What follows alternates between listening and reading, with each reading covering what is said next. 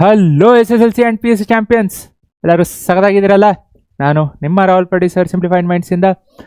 ಈಗಾಗಲೇ time table ನೋಡಿರ್ತೀರಾ. ನಿನ್ನೆ ಟೈಮ್ ಟೇಬಲ್ ಬಂದಿದೆ, tentative time table, but most probably 99% dates ಅದೇ ಇರುತ್ತೆ. ಒಂದಿನ ಆ ಕಡೆ ಈ ಕಡೆ ಆಗ್ಬೋದು, ಒಂದಿನ ಅಷ್ಟೇ. ಇಲ್ಲ ಅಂದರೆ 99% ಚೇಂಜಸ್ ಆಗೋ ಚಾನ್ಸಸ್ ಇಲ್ಲ. ಸೊ ಪಿ ಯು ಸಿ ಅಂತೂ ಫೆಬ್ರವರಿ 28 ಸ್ಟಾರ್ಟ್ ಆಗುತ್ತೆ, 17 ಅಂದರೆ ಮುಗಿಯುತ್ತೆ. ಆ್ಯಂಡ್ 17 ತುಂಬ ಕಮ್ಮಿ ಜನ, 16 ಮ್ಯಾಥ್ಸ್ ಇದೆ, ಮುಗೀತು. And S S L C 18 start ಆಗುತ್ತೆ. ಮಾರ್ಚ್ ಎಂಡ್ ಅಂದರೆ ಮುಗಿದೋಯ್ತು. ಏಪ್ರಿಲ್ 1 ಇದೆ, but April 1 again not too many students. So March ಅಂದರೆ ಪಿ ಯು ಸಿನೂ ಮುಗೀತು, ಎಸ್ ಎಲ್ ಸಿನೂ ಮುಗೀತು. ಆಗಲೇ ನೋಡಿರ್ತೀರ, ಆ ಒಂದು ಕ್ಯೂರಿಯಾಸಿಟಿ ಇರುತ್ತೆ, ಆ ಒಂದು ಆಂಗ್ಸೈಟಿ ಇರುತ್ತೆ. ಎಕ್ಸಾಮ್ ಯಾವಾಗಪ್ಪ, ನಮ್ದು ಎಕ್ಸಾಮ್ ಯಾವಾಗಪ್ಪ, ಯಾವ ದಿನ ಏನು ಎಕ್ಸಾಮ್ ಇದೆ, ಹಿಂದಿನ ದಿವಸ ರಜಾ ಇದೆಯೋ ಇಲ್ಲೋ, ಪ್ರಿಪ್ರೇಷನ್ ಹೆಂಗಾಗಬೇಕು, ಅದ್ರ ಪ್ರಕಾರ ನಾವು ಮಾಡಿ ಬಂದಿರೋರೆ, ನಾವು ಪಿ ಯು ಸಿ ಮುಗಿಸ್ ಬಂದಿರೋರೆ, ನಮಗೂ ಗೊತ್ತು ನಿಮ್ಮ ಆಂಗ್ಸೈಟಿ. ಬಟ್ ಸ್ಟಿಲ್ ಈ ವಿಡಿಯೋಲಿ ಏನು ಹೇಳೋಕ್ಕೆ ಇಷ್ಟಪಡ್ತಿದ್ದೀನಿ ಅಂದರೆ, ಏನು ಟೆನ್ಷನ್ ಮಾಡ್ಕೋಬೇಡ್ರಿ. ಹೆಂಗೆ ಮಾಡಬೇಕು strategy, what are the strategies full ಅಲ್ಲ. ಐ ನೀಡ್ ಸಜೆಷನ್ಸ್ ಅಲ್ಲ, I need input from you. What is that you are looking for? ನಿಮಗೆ ಏನು ಬೇಕು? To just give you an example. ಯಾವತ್ತು ಸೆಪ್ಟೆಂಬರ್ 21 ಮ್ಯಾಥ್ಸ್ ಎಕ್ಸಾಮ್ ಅಂತ ತೊಗೊಂಡ್ರಿ ಅಂದರೆ, ಸೊ ಮ್ಯಾಥ್ಸ್ ಎಕ್ಸಾಮ್ ಯಾವತ್ತಿದೆ? ಪಿ ಯು ಸಿನ ಹೇಳ್ತಿರೋದು.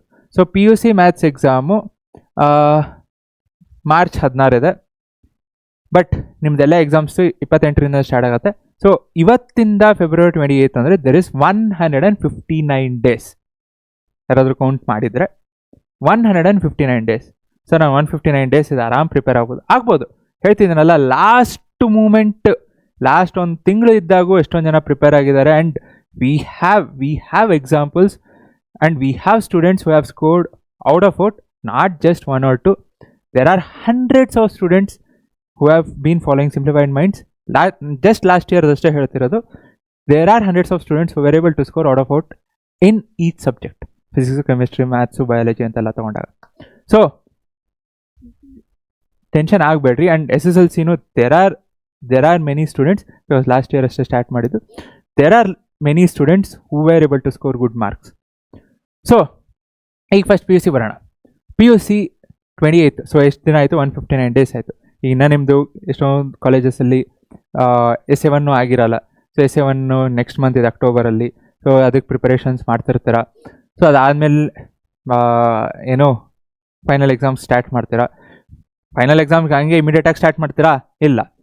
ಎಸ್-ಎ-1 ಮುಗೀತು, ಇವತ್ತೊಂದು ದಿವಸ ರೆಸ್ಟಪ್ಪ, ಇವತ್ತು ರೆಸ್ಟು, ನಾಳೆನೂ ರೆಸ್ಟು. ಎಷ್ಟು ಕಷ್ಟಪಟ್ಟು ಓದಿದ್ದೀನಿ, ಒಂದಿನ ರೆಸ್ಟ್ ಬೇಡವಾ? ಬೇಕೇ ಬೇಕು, ರೆಸ್ಟ್ ಬೇಕೇ ಬೇಕು. ಅದೊಂದೇ ತೊಗೊತೀರಾ? ಇಲ್ಲ. ಹಬ್ಬ ಬಂತು, ಹಬ್ಬದ ದಿವಸ ಹೋಯ್ತು. ಇನ್ನೊಂದು ಯಾವುದೋ ಹಬ್ಬ ಬಂತು, ಹೋಯ್ತು. ಅದಷ್ಟೇನಾ? ಪ್ರಾಕ್ಟಿಕಲ್ ಎಕ್ಸಾಮ್ ಬರುತ್ತೆ, ಹೋಯ್ತು. ಇನ್ನೊಂದೆಲ್ಲೋ ಹೋಗಿರ್ತೀರ, ಯಾರೋ ನಿಮ್ಮ ಫ್ರೆಂಡ್ ಬರ್ತಾಳೆ, ಹೋಯ್ತು. ಪ್ರಿಪ್ರೇಟ್ರಿ ಬಂತು, ಆವಾಗ ಒಂದಷ್ಟು ದಿನ ಹೋಯ್ತು. ಸೊ ಅದು ಅಂತೆಲ್ಲ ಬಿಟ್ರು ಒಂದು ಅರೌಂಡ್ 120 ಡೇಸ್ ಅಂತ ಇಟ್ಕೊಳ್ಳಿ. Has any one calculated how many questions you have in maths? ನಿಮ್ಮದು ಏನೋ ಜಸ್ಟ್ ಥಿಯರಿ ಕನ್ಸಿಡರ್ ಮಾಡೋಣ. ಈಗ ನಿಮ್ಮ ಟೆಕ್ಸ್ಟ್ ಬುಕ್ ಇದೆಲ್ಲ, ಪಾರ್ಟ್ 1 ಪಾರ್ಟ್ 2. ಸೊ ಎರಡರಲ್ಲೂ ಎನಿ ಗೆಸ್ ಎಷ್ಟು ಕ್ವಶನ್ಸ್ ಇದೆ ಅಂತ? ಪಿ ಯು ಸಿನ ಹೇಳ್ತಿರೋದು. So even I was curious. I make all the statistics ಆಯಿತು, ಡೇಟಾ ಆಯಿತು, ಎಲ್ಲ ಕಲೆಕ್ಟ್ ಮಾಡ್ತಿರ್ತೀನಿ, ನೋಡ್ತಿರ್ತೀನಿ, ಚೆಕ್ ಮಾಡ್ತಿರ್ತೀನಿ. So to give you the number, it's around 1800. Sir around 1800 ನೀವು ಹೇಳಿದ್ರಿ. To be even more precise, it's 1795. And interesting thing ಏನು ಗೊತ್ತಾ? ಪಾರ್ಟ್ 1 ಪಾರ್ಟ್ 2ಗೂ ಜಸ್ಟ್ ಒಂದು ಕ್ವಶನ್ ಅಷ್ಟೇ ಡಿಫ್ರೆನ್ಸ್. ಒಂದೇ ಕ್ವಶನ್ 898, 897. ಸೊ ನಾನು ಟೋಟಲ್ ಒಂದು 5-6 ಕ್ವಶನ್ ಆ ಕಡೆ ಈ ಕಡೆ ಆಗಿರೋದು, ಬಿಕಾಸ್ ಸಬ್ ಕ್ವಶನ್ಸ್ ಏನಾದರೂ ಇತ್ತು ಅಂದರೆ ಸಬ್ ಕ್ವಶನ್ಸ್ನ ಹೇಳ್ತಿರೋದು. 1-2 ಕ್ವಶನ್ಸ್ ಮಿಸ್ ಮಾಡಿರ್ಬೋದು, ಅಥವಾ ಎಕ್ಸ್ಟ್ರಾ ಆ್ಯಡ್ ಮಾಡಿರ್ಬೋದು ಅಷ್ಟೇ. ಅದು ಬಿಟ್ಟರೆ ತುಂಬ ಏನು ಡಿಫ್ರೆನ್ಸ್ ಇಲ್ಲ. 1800 ಅಂತ ರೌಂಡ್ ಆಫ್ ಮಾಡ್ಕೊಳ್ಳೋಣ. ಸೊ ಆದರೆ ಸೆಕೆಂಡ್ ಪಾರ್ಟಲ್ಲಿ ಫಸ್ಟ್ ಚಾಪ್ಟರ್ ಇದೆಲ್ಲ, integrals, that has a highest number of questions of all, and because that is very important. So ನೀವು ಅದ್ರ ಪ್ರಕಾರ ಟೈಮ್ ಕೊಡಬೇಕು. ಸೊ ಯಾವುದಕ್ಕೆ ಇಂಪಾರ್ಟೆಂಟು, ಏನು ಎತ್ತ. ಆ್ಯಂಡ್ ಬರೀ 1800 PYQs ಇರುತ್ತೆ ನಿಮಗೆ. ಲಾಸ್ಟ್ ಇಯರು ಪ್ರತಿ ವರ್ಷ 3 ಕ್ವಶನ್ ಪೇಪರ್ ಇದೆ. ಆ್ಯಂಡ್ ಬಿಫೋರ್ ದ್ಯಾಟ್ ಆಲ್ಸೋ ಒಂದೊಂದು ವರ್ಷ 2 ಕ್ವಶನ್ ಪೇಪರು. ಸೊ ಅದೆಲ್ಲ ಟೋಟಲ್ ಮಾಡಿದ್ರೆ ಜಸ್ಟ್ ಮ್ಯಾಥ್ಸಲ್ಲೇ 400. ಸೊ ಟೋಟಲ್ ಎಷ್ಟಾಯಿತು 2200. ಸೊ ಆನ್ ಆನ್ ಆವ್ರೇಜ್ ಪ್ರತಿದಿನ ಥಿಯರಿಗೆ 20 ಕ್ವಶನ್ ಸಾಲ್ವ್ ಮಾಡಬೇಕು.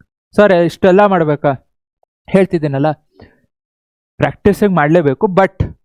ಬಟ್ ಇದ್ರ ಜೊತೆಗೆ you should also be good enough, or you should know how to solve the questions and which questions are important. So ಅದಕ್ಕೆ ನಾನು ಹೇಳ್ತಿರೋದು, ಈಗ RP ಸರ್ ಸಾಕಷ್ಟು ವೀಡಿಯೋಸ್ ಏನು ಮಾಡಿರ್ತಾರೆ ಅಥವಾ ಮಾಡ್ತಿದ್ದಾರೆ, ಮುಂದೆ ಮಾಡ್ತಾರೆ.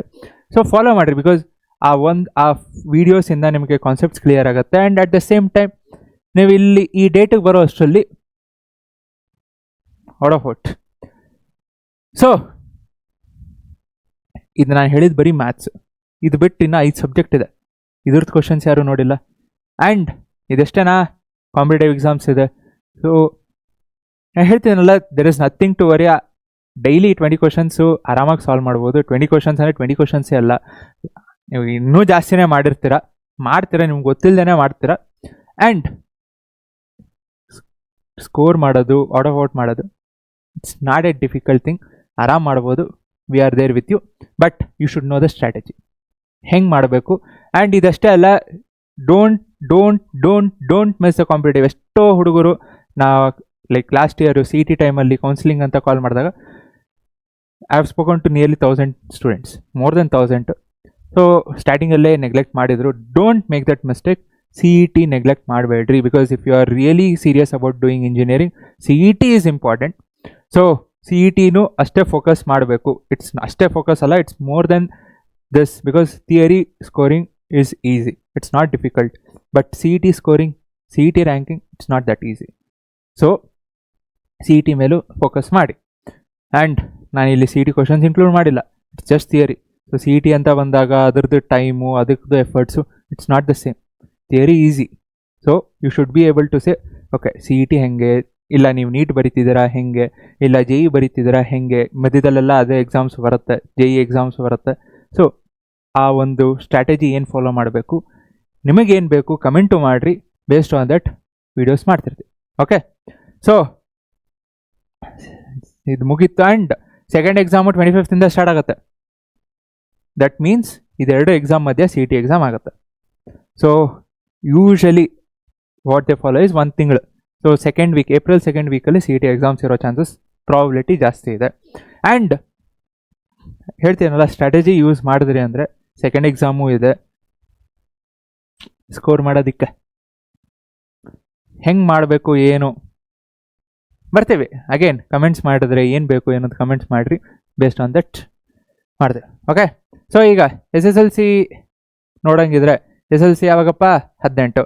ಸೊ 18ಇಂದ 30 ಮುಗೀತು. 1ನೇ ತಾರೀಕಿದೆ ಏಪ್ರಿಲ್ ಫುಲ್ ಮಾಡೋದಕ್ಕೆ. And there is very very very few students will be writing that. So March ಅಂದರೆ ಎಲ್ಲ ಮುಗ್ದೇ ಹೋಯ್ತು.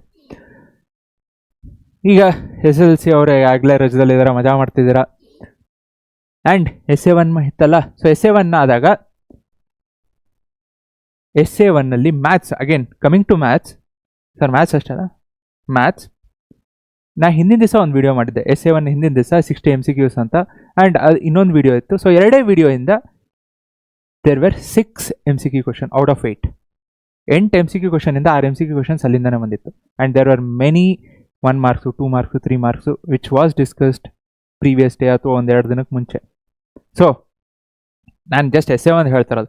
ನೀವು ಲಾಸ್ಟ್ ಇಯರ್ ತೊಗೊಂಡ್ರಿ ಅಂದರೆ there are so many questions. ಅದಕ್ಕೆ ಹೇಳೋದು, you should know the strategy, ಹೆಂಗೆ ಮಾಡಬೇಕು, ಯಾವ questions, what is the approach ಗೊತ್ತಿಲ್ಲ, ಏನೂ ಇಲ್ಲ. ನಾವಿದ್ದೀವಿ, ನಾವು ಹೇಳ್ತೀವಿ, will try to help you. ನಿಮ್ಮಿಂದ what we are expecting is just to put some extra efforts, ನಿಮ್ದು ಎಫರ್ಟ್ಸ್ ಆಗಿರ್ಬೋದು. And trust us. Okay, fine. Video ಇಷ್ಟ ಆಗಿತ್ತು ಅಂದರೆ ಲೈಕ್ ಮಾಡೋದು, ಶೇರ್ ಮಾಡಿ, ಸಬ್ಸ್ಕ್ರೈಬ್ ಮಾಡೋದು ಮರಿಬೇಡ್ರಿ. ಕಮೆಂಟ್ ಮಾಡಿರಿ ಏನು ಬೇಕು, what is that you are looking for your board exams. Thank you, all the best. ಇದೊಂದೇ ವಿಡಿಯೋ ಅಲ್ಲ, will be coming up with the whatever is required for you. ಈಗ PUC ಅಂತ ಬಂದಾಗ ನಿಮ್ಮ ದಿನ Essay 1ಗೆ ನಾವು ಈಗ 1 ಶಾರ್ಟ್ ಮಾಡ್ತೀವಿ, ನ್ಯೂಮರಿಕಲ್ಸ್ ಮಾಡ್ತೀವಿ, MCQ ಮಾಡ್ತೀವಿ, ಇಂಪಾರ್ಟೆಂಟ್ ಕ್ವಶನ್ಸು ಬರ್ತೇವೆ. Will be coming soon with the other videos. Okay, all the best. Thank you. ಜೈ ಹಿಂದ್, ಜೈ ಕರ್ನಾಟಕ.